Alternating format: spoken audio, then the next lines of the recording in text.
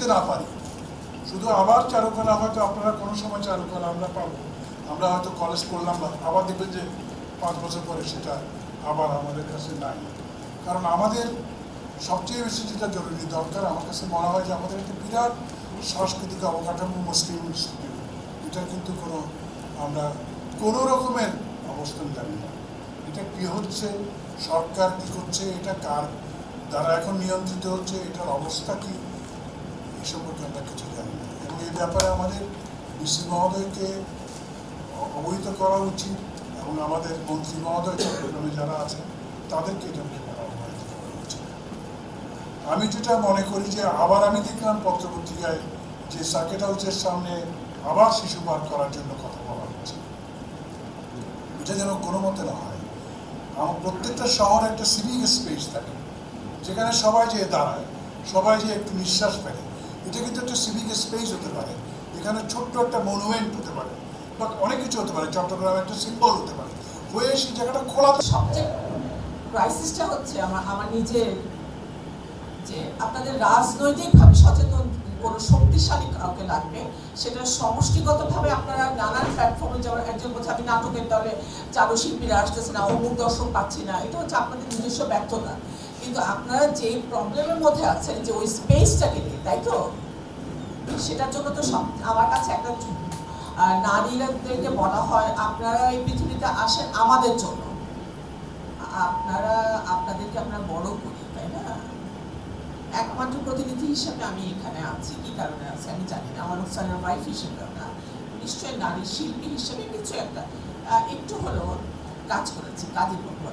আমার কাছে মনে হয় যে কাজ যেমন প্রধান, তেমনি এখানে যে সমস্যা যেটা, সেখানে আমার কাছে মনে হয় যে পলিটিক্যালি যে সাউন্ড, সেসব মানুষগুলোকে যদি আপনারা সম্পৃক্ত করতে পারেন এবং শিশু আমাদের যে অবক্ষয় এখন টোটাল যে পৃথিবীর যে ধ্বংসের পথে, আপনারা যে বলেন যে সংস্কৃতির আমাদের নাকি কোনো আমরা সচেতন না, আমাদের যে এখন বর্তমানে জাতীয়তাবাদী সরকার, সবাইকে যদি বোঝানো যায় দাবি আদায় করা যায়, কিন্তু সেটা আমাদের একটা পয়েন্টে এক থাকতে হবে, সবাইকে একই সূত্রে আবদ্ধ হতে হবে।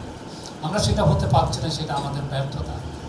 এটা আজকে থেকে না, আপনি হিসাব করে দেখেন, আমাদের সংগঠনটা পায়ে পায়ে করে 1 বছর পেরিয়ে গেল, মানে কী রেজাল্ট আপনি বলেন? ওই আবার একই কথা, সে প্রথম যে কথাটা স্যার আবার মানে খুব মনে ঢুকে বলছেন, ওরা বয়স হয়ে যাচ্ছে, আমাদের সম্পর্কটা সম্ভব না, এটা নিয়ে আর আমাদের পক্ষে আগানো সম্ভব না। এবং নবীন যারা আসছেন, নতুন যারা আসছেন বা অন্যান্য সংস্কৃতি কর্মী যারা আছেন, সবাই জানেন যে গ্রামীণ ব্যাংক ওনারা নিজস্ব একটা বিশ্ববিদ্যালয় করতে চাচ্ছেন, ফলে উনি আর আমাদের জন্য চেষ্টা করবেন না, এটা আমরা বুঝতে পারলাম। এই কারণেই আর উনিকে সহযোগিতা করছিলেন, ফলে আমরা চেয়েছি যে কোনো হোক, এই চারুকলাটা বন্ধ হওয়ার উপক্রম হয়েছে। ওরা চারুকলা কলেজে শিক্ষক নিয়োগ দিতে পারছেন না, চারুকলা 3-4 জন শিক্ষক দিয়ে চারুকলা কলেজ কী করে চলবে? সেক্ষেত্রে 2টা প্রতিষ্ঠানকে এক করে চারুকলাটা গড়ে উঠবে নতুন করে। তো এই ভাবনা থেকে আমরা করেছিলাম, এটা নতুন কথা নয়, এটা সবাই জানে আর কি।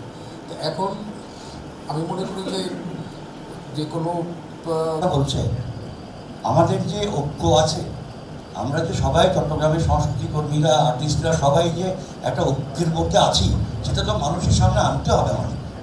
মানুষকে বোঝাতে হবে যে আমাদের ঐক্য আছে। একটা রাজনৈতিক নাটক করতে আমি ভয় পাই। কেন ভয় পাই? আমি জানি যে আমার উপরে যদি কেউ আক্রমণ করে কেউ আসবে না। এই কনফিডেন্সটা তো আমাদের সংস্কৃতি কর্মীদেরকে অর্জন করতে হবে। আমাদের দেখাতে হবে যে আমরা 79-এ যখন জামাত খুব উত্থান হচ্ছে, তখন তো সংস্কৃতি কর্মীরাই শুরু করেছিল তার বিরুদ্ধে, এবং সেটাই আলটিমেটলি জামাতকে ঘরে যেতে বাধ্য করা হয়েছে, তাদেরকে রিট্রিট করতে বাধ্য করা হয়েছে। তারা হারিয়ে গেছে, তারা দীর্ঘদিন রাস্তায় নামতে পারেনি। সংস্কৃতি কর্মীরাই তো সেখানে নেতৃত্ব দিয়েছে। ব্যাপারটা হচ্ছে যে আমাদের ঐক্যটা আমাদেরকে স্টাবলিশ করতে